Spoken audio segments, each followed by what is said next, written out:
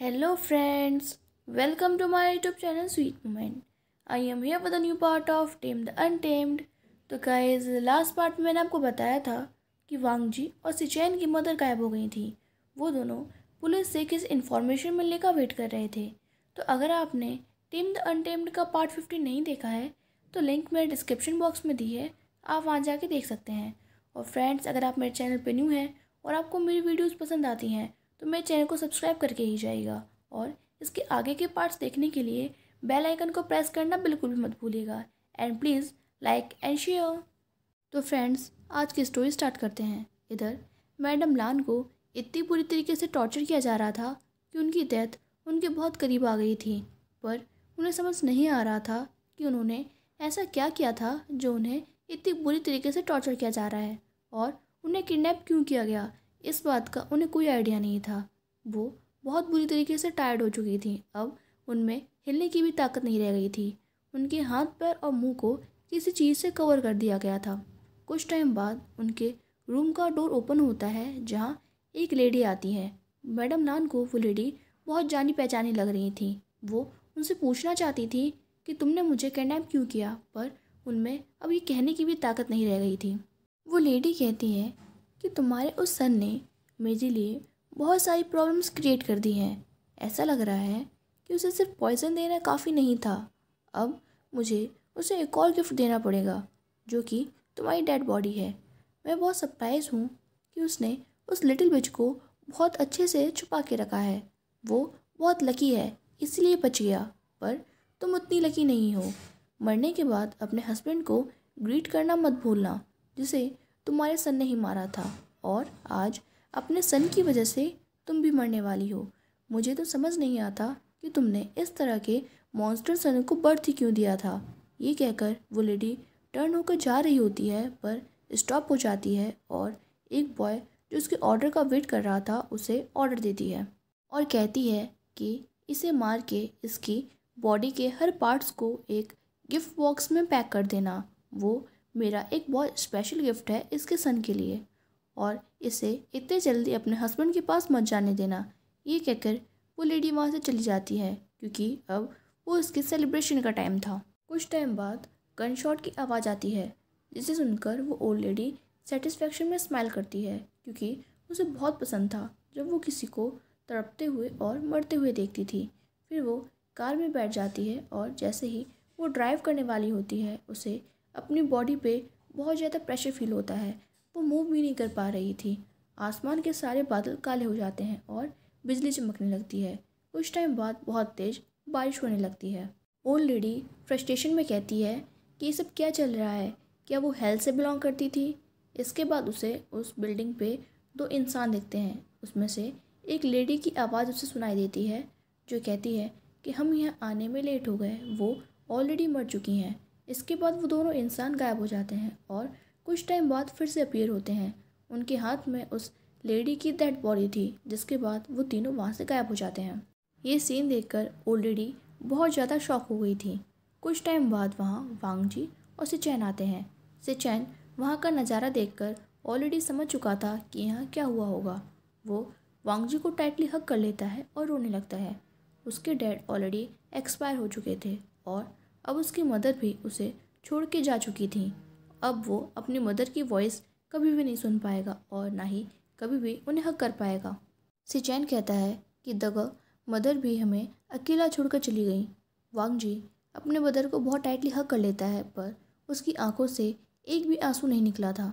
कुछ टाइम बाद उसका मोबाइल वाइब्रेट होता है। वो अपना मोबाइल निकालता है और उस पर मैसेज देखता है। उस मैसेज में लिखा था कि अपने फादर को मारने के बाद तुमने अपनी मदर को भी मार दिया, और ये सब इसलिए हो रहा है क्योंकि तुम दूसरों के बिजनेस में इंटरफेयर करते हो।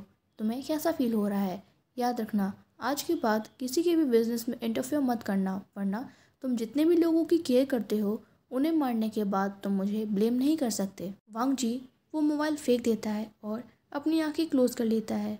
उसने अपनी मदर या फादर किसी को नहीं मारा था, वो सिर्फ एक विक्टिम था, और जिन लोगों की वजह से ये सब हुआ है वांग जी उन्हें इसके लिए पे करवा के रहेगा। कुछ टाइम बाद वही दोनों ब्लैक ड्रेस वाले इंसान वांग जी के सामने अपीयर होते हैं। उनके हाथ में वांग जी की मदर की डेड बॉडी थी। उनकी बॉडी पे बहुत सारे कट्स के निशान थे। वांग जी सिचैन को उनकी मदर की डेड बॉडी की तरफ देखने से रोक लेता है और उसे टाइटली हग कर लेता है। वांग जी सिचैन से कहता है कि सिचैन उधर मत देखो और सैड होने की कोई ज़रूरत नहीं है, क्योंकि तुम भी ये बात जानते हो कि हमारी मदर सच में नहीं मरी हैं। वो अंडरवर्ल्ड में फादर के साथ हैं और जब मैं अपनी पावर्स को अनसील कर लूँगा तब मैं तुम्हें वहाँ डैड और मदर दोनों से मिलवाने ले जाऊँगा। ये वर्ड सुनने के बाद सिचैन थोड़ा सा काम डाउन हो जाता है। सिचैन अपनी ब्रदर की बात समझ रहा था। वो ये बात जानता था कि अभी उसकी मदर उसके फादर के साथ अंडरवर्ल्ड में हैप्पी होंगी। फिर भी वो कहता है कि दगा मैं मदर को बहुत मिस कर रहा हूँ। वांग जी सिर्फ सिचैन को हग कर लेता है, उसके आगे वो कुछ नहीं कहता। उन दोनों में से एक आदमी कहता है कि वांग जी सर, सिचैन sir, we are very sorry, हमें यहाँ आने में देर हो गई। जब तक हम आए वो ऑलरेडी मर चुकी थी। हम यहाँ आने में 1 मिनट लेट हो गए। वांग जी सिर्फ अपना हाथ हिला देता है और कुछ नहीं कहता। वांग जी बस अभी ये सोच रहा था कि ये जानने के बाद उसकी वाइफ कैसे रिएक्ट करेगी, क्योंकि जब उसका पेट मरा था तब वो 1 वीक तक रो रहा था, पर अब ये बात जानने के बाद उसका क्या हल होगा। 1 घंटे बाद हर क्लान में ये मैसेज सेंड कर दिया जाता है कि मिसेस लान को कुछ अननोन पीपल ने किडनैप कर लिया था और अब उनकी डेथ हो गई है। उनकी बॉडी को बहुत ही जल्दी जला दिया जाता है। बहुत सारे लोग उनका फ्यूनरल भी अटेंड नहीं कर पाए थे। विंग अपने फादर के साथ फ्यूनरल में आया था।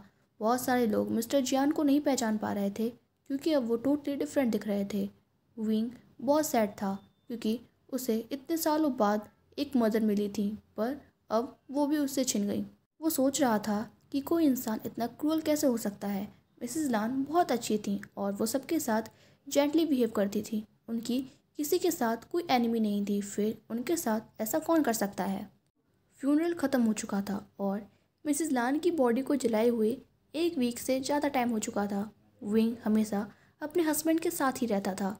वो उसे बिल्कुल भी नहीं छोड़ता था और विंग का एक कज़न हमेशा सिचैन के साथ रहता था।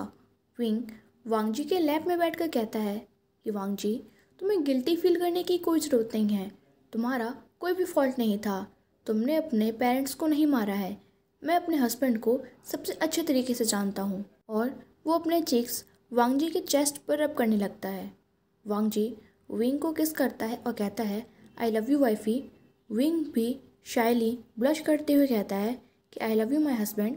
इधर जब झान क्लान में वो ऑलरेडी वापस आती है तो वो बहुत ज़्यादा हैप्पी थी। उसने मैडम लान की बॉडी को मिस्टीरियस तरीके से डिसअपियर होते हुए देखा था, पर उसे पता था कि वो ऑलरेडी मर चुकी हैं, इसलिए वो स्माइल करते हुए सबको पार्टी अरेंज करने के लिए कहती हैं।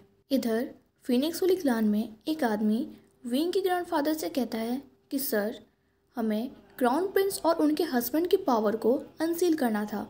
तो फ्रेंड्स, जब से विंग के ग्रैंडफादर ने विंग को नेक्स्ट किंग अनाउंस कर दिया है, तब से विंग वहाँ का क्राउन प्रिंस बन चुका है।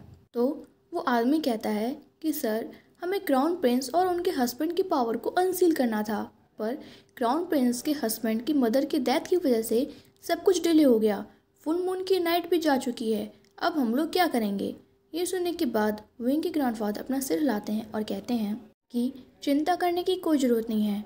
उन दोनों को इन्फॉर्म कर दो कि उन्हें 3 दिन बाद यहाँ पर आना है और बाकी सब प्रिपरेशन करो। ये सुनने के बाद वो आदमी वहाँ से चला जाता है। इधर वांग जी और विंग को भी ये इन्फॉर्मेशन मिल चुकी थी कि उन्हें 3 दिन बाद फिनिक्स वाली क्लान जाना है। विंग ये जानने के लिए बहुत ज़्यादा क्यूरियस था कि जब उसके हस्बैंड की पावर को अनसील किया जाएगा तब वो कैसा दिखेगा, और वो ये भी जानना चाहता था कि जब उसकी पावर अनसील होंगी तब वो कैसा दिखेगा। क्या वो अपने सारे रिलेटिव्स की तरह दिखेगा जिनके बाल लंबे और फोरहेड पर फिनिक्स वाली मार्क है। कुछ टाइम बाद विंग शायली वांग जी से कहता है कि वांग जी, मैंने वो सारी बुक्स रीड कर ली हैं जो तुमने खरीदी थी। वो बुक्स बहुत ज़्यादा नोटी हैं, पर मैंने उनमें से 1 या 2 चीज़ें सीख ली हैं। हम उन्हें कब प्रैक्टिस करने वाले हैं। वांग जी ये सुनकर थोड़ा सा सरप्राइज था क्योंकि उसने उन बुक्स को छुपा के रखा था। तो उसकी वाइफ को वो बुक कहाँ से मिल गई और उसकी वाइफ में इतने गट्स कहाँ से आ गए कि उसने उन बुक्स को सिंगल ही रीड कर लिया। वांग जी कहता है रियली, तुमने उन सारी बुक्स को रीड कर लिया। इसका मतलब अब मेरी वाइफ और ज़्यादा क्लूलेस नहीं है। और तुम उन सारी चीज़ों को प्रैक्टिस करना चाहते हो। विंग ब्लश करने लगता है। उसने बहुत हिम्मत करके वांग जी से ये कहा था, अब उसमें दोबारा ये सारी बातें कहने की हिम्मत नहीं थी। वो अपनी आंखें क्लोज कर लेता है। फिर वो अपनी आंखें ओपन करता है और वांग जी को किस कर लेता है। वांग जी विंग को रूम में ले जाता है और उससे कहता है कि वाइफी, क्या तुम सच में उन सारी चीज़ों को एक्सपीरियंस करना चाहती हो। वो एक बार विंग का कन्फर्मेशन चाहता था। विंग हाँ कह देता है। वांग जी और विंग अपनी नाइट साथ में स्पेंड करते हैं। कुछ टाइम बाद जब वांग जी विंग को देखता है तो उसकी वाइफ कंफर्टेबली सो रही थी और उसके फेस पर एक प्यारी सी स्माइल थी। वांग जी विंग के फोरहेड से उसके बाल हटाता है और उसके फोरहेड पर जेंटली किस करता है और कहता है, वाइफी तुम्हें पता है तुम कितने ज़्यादा ब्यूटीफुल हो। और वो विंग को टाइटली हग करके सो जाता है। कुछ घंटों बाद जब विंग की नींद खुलती है तब वो बेड पे अकेला था। विंग गैस करता है कि उसका हस्बैंड अपने वर्क में बिजी होगा। फिर जब विंग को कल रात की बात याद आती है तो वो ब्लश करने लगता है। कुछ टाइम बाद विंग के रूम का डोर ओपन होता है। वहाँ वांग जी ब्रेकफास्ट की ट्रे लेकर खड़ा था। वो जाकर विंग के पास बैठ जाता है। विंग अपना फेस छुपा लेता है क्योंकि उसे बहुत ज़्यादा एम्बेरसमेंट फील हो रही थी। वो अपने हस्बैंड का फेस नहीं देख पा रहा था। वांग जी विंग की हेयर पर किस करता है और कहता है कि वाइफी क्या हुआ, तुम अपना फेस क्यों छुपा रहे हो। क्या तुम अब अपने हस्बैंड को और नहीं देखना चाहते हो। विंग कहता है कि मुझे बहुत ज़्यादा एम्बेरसमेंट फील हो रही है। वांग जी स्माइल करता है और कहता है, वाइफी इसमें एम्बेरसमेंट फील करने वाली क्या बात है। फिर वो विंग को कंफर्टेबली बेड पर बैठाता है और उसे ब्रेकफास्ट कराता है। इसके बाद वांग जी विंग की बॉडी की जेंटली मसाज करने लगता है। कुछ टाइम बाद उनके डोर पर एक मेड नॉक करती है। वांग जी जब रूम के बाहर जाता है तो मेड वांग जी को ग्रीट करती है और उसे रिपोर्ट देती है। वांग जी रूम में आने के बाद कुछ कैजुअल ड्रेस पहनता है और हॉल में नीचे जाता है जहाँ उसके दो अंकल और उसकी आंट उसका वेट कर रही थी। वांग जी उन्हें देखकर थोड़ा सा सरप्राइज था क्योंकि वांग जी के रिलेटिव्स उससे कभी भी मिलने नहीं आया करते थे। वांग जी काउच पर जाके बैठ जाता है और वो कुछ नहीं कहता क्योंकि वांग जी बहुत ही ज़्यादा साइलेंट पर्सन था। वो किसी से भी कोई बात नहीं करता था, चाहे वो इंसान कितना भी ज़्यादा इम्पोर्टेंट ही क्यों ना हो। वांग जी के अंकल और आंट को मेड टी सर्व करती है। 10 मिनट तक पूरे हॉल में साइलेंस थी। वांग जी की आंट वांग जी से कहती हैं कि नेफ्यू, तुम्हारी मदर की डेथ के बाद हमें तुमसे बात करने का कोई टाइम नहीं मिला, पर मुझे बहुत ज़्यादा सैड फील हो रहा है उनकी डेथ को लेकर। तुम टेंशन मत लेना, मैं ये पता लगा कर रहूँगी कि उनकी डेथ के पीछे कौन था। वांग जी की वो आंट ने बहुत ज़्यादा मेकअप किया हुआ था और उनकी आंखों से फेक टीयर्स निकल रहे थे। वांग जी अपनी आंट की बात सुनने के बाद कुछ टाइम साइलेंस रहता है। फिर उसके फेस पर एक छोटी सी इविल स्माइल आ जाती है और कहता है कि आंट, क्या आपको याद है जब मैं 5 ईयर का था तो आपने मुझसे प्रॉमिस किया था कि आप उस इंसान को ढूंढेंगी जिसने मुझे पॉइजन दिया था और आप उसका एंटीडोट लाएंगी मेरे लिए। उसकी इन्वेस्टिगेशन कहाँ तक गई। ये बात सुनने के बाद उन तीनों लोगों का फेस पेल हो जाते हैं। वो लोग अपना मुंह तो खोलते हैं पर उन्हें कोई वर्ड नहीं मिल रहे थे। वांग जी कहता है, क्या हुआ आंट, क्या आपको कोई आंसर नहीं मिल रहा। आपको बातों को इतना घुमाने की कोई ज़रूरत नहीं है। आपको क्या चाहिए आप वो मुझसे सीधे कह सकती हैं। अब मैं कोई 5 साल का वांग जी नहीं हूँ जो आपकी बातों में आ जाएगा। और ये कह के वांग जी वहाँ से जाने लगता है। वांग जी के एक अंकल उठते हैं और कहते हैं कि वांग जी ये क्या बिहेव है। तुम्हारी आंटी सच में तुम्हारा वेल चाहती हैं और उस पॉइजनर के बारे में हम लोग ढूंढ रहे हैं, पर वो कोई बहुत स्ट्रांग पर्सन है और उसने कोई भी क्लू नहीं छोड़ा है। वांग जी कहता है कि आपको कोई इन्वेस्टिगेशन करने की ज़रूरत भी नहीं है। देखिए, I am perfectly fine, all thanks to grandfather. उनकी वजह से मुझे कोई वर्क करने की भी ज़रूरत नहीं है। मुझे जो चाहिए होता है वो यहीं मिल जाता है। अब वांग जी के अंकल से नहीं रहा जाता और वो कहते हैं कि वांग जी, हम यही तो कहना चाहते हैं, तुम्हारा ब्रदर सिचैन भी एक वेल रेपुटेटेड कंपनी में डायरेक्टर की पोजीशन पे है, पर जब से तुम्हें पॉइजन दिया गया है तब से तुम खाने और सोने के अलावा कुछ नहीं करते। तुम अपने फ्यूचर के बारे में क्यों नहीं सोच रहे। अब तुम एक मैरिड मैन हो, अभी तो तुम्हारे ग्रैंडफादर तुम्हारी हेल्प कर रहे हैं, पर वो कब तक तुम्हारी हेल्प करते रहेंगे। वांग जी अपनी अंकल की बात को बीच में ही काट देता है और कहता है कि आप लोग यहाँ से जा सकते हैं। मैं अपने बिजनेस का फ्यूचर आया हूँ, मुझे टेंशन लेने की कोई ज़रूरत नहीं है। Good evening. और ये कह के वो अपने रूम की तरफ चला जाता है। फ्रेंड्स, अभी वांग जी के अंकल और आंट को पता नहीं है कि वो जिस कंपनी की बात कर रहे हैं जिसमें सिचैन वर्क करता है वो वांग जी की ही कंपनी है। जब उन्हें पता चलेगा तो पता नहीं कितना बड़ा झटका लगने वाला है उन लोगों को। तो फ्रेंड्स, इस स्टोरी का नेक्स्ट पार्ट मैं आप लोग के साथ कल शेयर करूँगी। आई होप कि आप लोग को स्टोरी पसंद आई हो। अगर पसंद आई है तो please like this video and subscribe my channel. Bye bye, take care.